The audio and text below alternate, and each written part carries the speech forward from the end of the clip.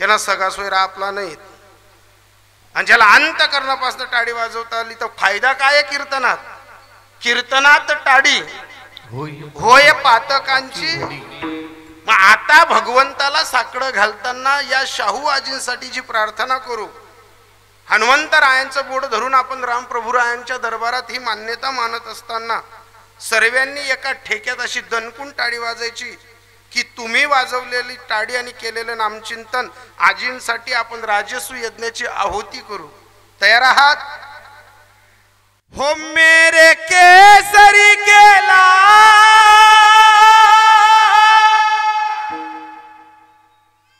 हो मेरे केसरी के लाल मेरा छोटा सायका मेरे केसरी के लाल मेरा छोटा सायका मेरे केसरी के लाल मेरा छोटा सायका मेरे केसरी के लाल मेरा छोटा सायका मेरे राम जी से कहते न जय सिया राम मेरे राम जी से कहते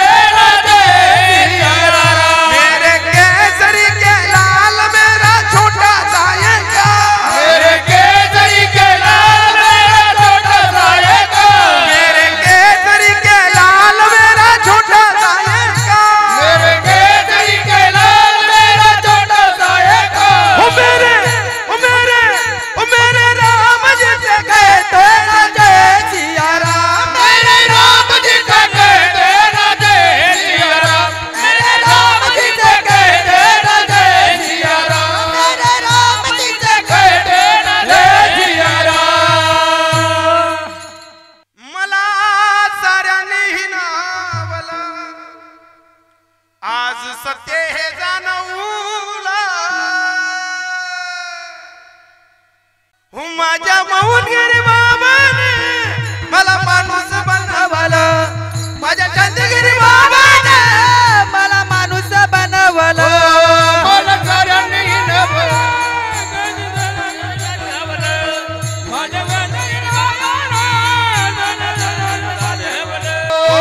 मला साऱ्याने हिनावलं आहा मला साऱ्याने हिनावलं मला साऱ्याने हिनावलं मला साऱ्याने हिनावलं आज सत्य हे जाणवलं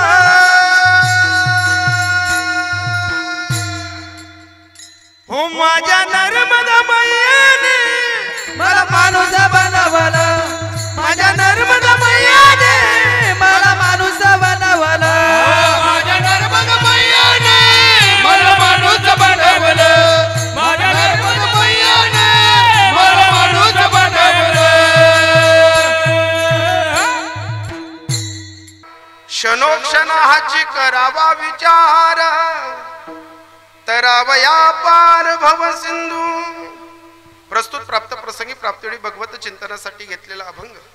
विश्वाला आधाराची गवस्ती घालत असताना न्यायनीतीचा धर्म बुडत चालत असताना मानवी देहाचं मस्तक सुधरावं म्हणून विचाराची धारणा हाती घेत असताना इंद्रायणीच्या काठावरती बसत असताना ध्यान करत असताना जगाच्या सैराट झालेल्या बाजाराकडे पाहत असताना पंचमवेद गाथ्याची निर्मिती करत असताना याच महात्म्याने जगाच्या सैराटपणाकडे पाहत असताना विचाराची धारणा अंमलात आणत असताना काय गरज होती महाराष्ट्राच्या मातीला विचाराची धारणा संप्रदायाच्या तत्वानं देत असताना सैराट झालेल्या जगामध्ये कोणाचं पायतन कोणाच्या पायात नसताना मस्तक सुधारण्याचं काम पंचमवेद गाथ्यानं केलं आणि त्या पंचमवेद गाथ्या निर्माण करणाऱ्या महात्माचं नाव जगद्गुरु तुकोबा आहे. आणि हे जगद्गुरु तुकोबा आहे मानवी देहाला उपदेशून सांगतायत, समजावून सांगतायत, कुरडावून सांगतायत. हे जे लहान पोर आहेत ना कोणता खेळ केव्हा उभा करून टाकतील हे सांगता येत नाही. पण लहान मुलांकडनं एक शिकण्यासारखं आहे. लहान मुलांच्या अंतकरणात द्वेषही नसतो मलिनताही नसते आणि तोच विचार जीवनात आणावा म्हणून क्षणोक्षणी हाची करावा. का करावा, कशासाठी करावा?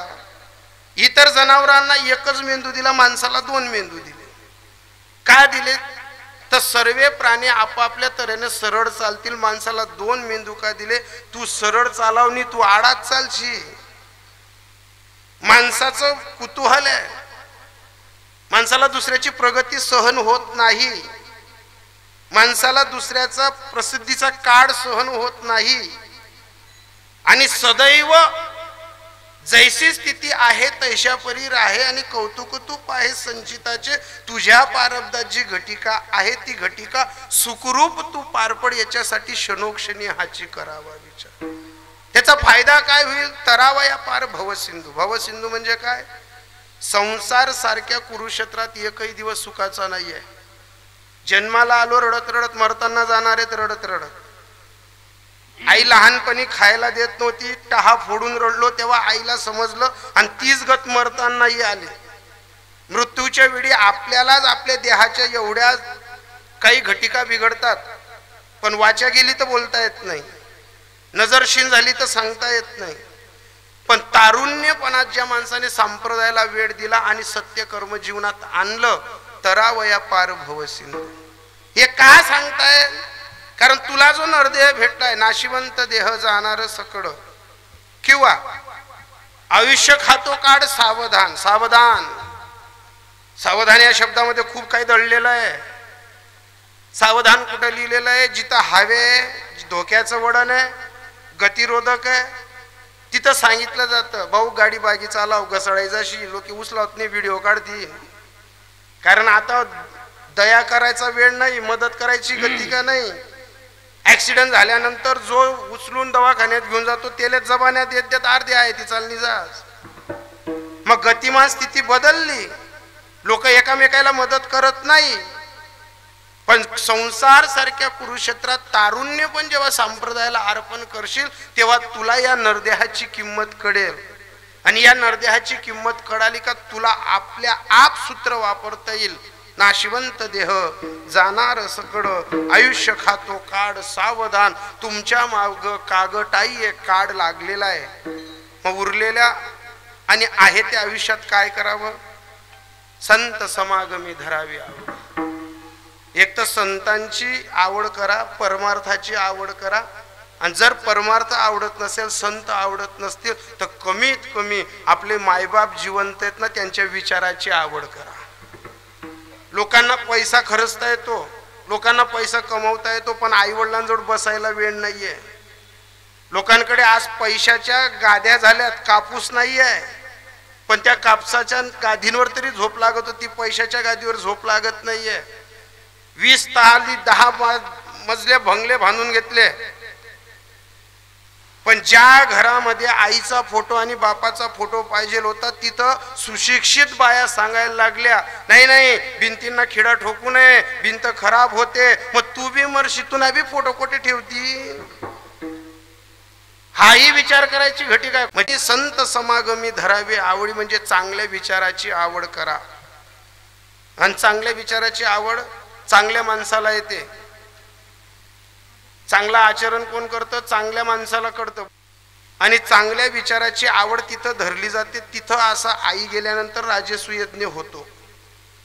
चांगले विचार कुठं आणतात? जिथं जिवंतपणी माता पित्यांची सेवा केली जाते ना, तिथं अशी काहीतरी सेवा केली जाते. आता आज जसं संपूर्ण धनगर कुटुंबियांमध्ये ही जी सेवा होत आहे, का होत आहे? 92 वर्षाच्या आजी आपल्यातनं चालल्या गेल्या, त्यांच्या आठवणीने त्यांच्यासाठी हा राजसूयज्ञ करावा. पण हा आठवणींचा राजसूयज्ञ मेल्यानंतर कोण करतं? जिवंतपणी ज्यांनी आजीची, आईची, बापाची, काका, चुलत्यांची, फुया, बाचींची, सर्वांची सेवा केली आणि ज्या आजीच्या मार्गदर्शनाने इथपर्यंत कुटुंब प्रगतीच्या वाटेवर आलं, तिथं संत समागमी धरावी आवडी आणि करावी तातडी परमार्थाची. पैसा आला म्हणजे भ्रमात राहू नका, अर्थ प्राप्त झाला म्हणजे इगो प्राप्त होऊ नका देऊ. सर्व गोष्टी प्राप्त होतात, अध्यात्म प्राप्त होत नाही. आणि अध्यात्माची पावती आपल्या घरी जर आली तर स्वतःला समजून घ्यावं, धन्य मी मानीन आपुले संचित आणि राहिली सप्रीत तुझे नावे. विठ्ठला, तुझ्या नावाची प्रीत, तुझ्या नावाचा संघर्ष, तुझ्या नावावरती प्रेम करताना काय घटिका आल्या असतील आणि काय घटिका पार पाडल्या असतील, पण जीवनाच्या व्यवहारात मी एक तर आईजवळ झुकलो, एक तर बापाजवळ झुकलो, एक तर देवा संतांजवळ झुकलो. इथला व्यवहार पार पाडत असताना अर्थासोबत मी देवालाही मान्यता देत गेलो, संस्कृतीला मान्यता देत गेलो, सेवेला मान्यता देत गेलो. हे सूत्र ज्याला सापडलं, तुका म्हणे इह लोकीच्या व्यवहारे. इथला व्यवहार शुद्ध करताना बँकेमध्ये आपली क्रेडिट राहावी म्हणून व्यवहार चांगला पाहिजे. आणि देवाच्या दारी जात असताना देवाने सूक्ष्म रूपाने आपल्याला मांडी द्यावी. त्याच्यासाठी तुका म्हणे सत्य कर्मा व्हावे साह्य आणि घातली या भय नरका जाणे. नरकाला जाण्याची भीती डोळ्यांसमोर ठेवली का मग आपल्याला कळतं की तुका म्हणे इह लोकीच्या व्यवहारे नका डोळे धुरे भरोनी राहू. तुमच्या डोळ्यातला धूर तुम्हाला केव्हा कळेल, जेव्हा तुम्ही क्षणोक्षणी हाची करावा विचार. तरावया पार भव सिंधू हे सूत्र अंमलात आणत असताना ज्या सद्गुरूंनी माडा टाकली, ज्या सद्गुरूंनी नामचिंतन केलं, ज्यांनी स्वच्छ आणि सुंदर मार्गावरती चालायला लावलं, त्यांना आठवताना एवढंच म्हणावं मस्तकही पायावरी मस्तकही पायावरी मस्तकही पायावरी मस्तकही पायावरी या वारकरी संताच्या या वारकरी संताच्या या वारकरी संतांच्या या वारकरी संतांच्या या वारकरी संतांच्या या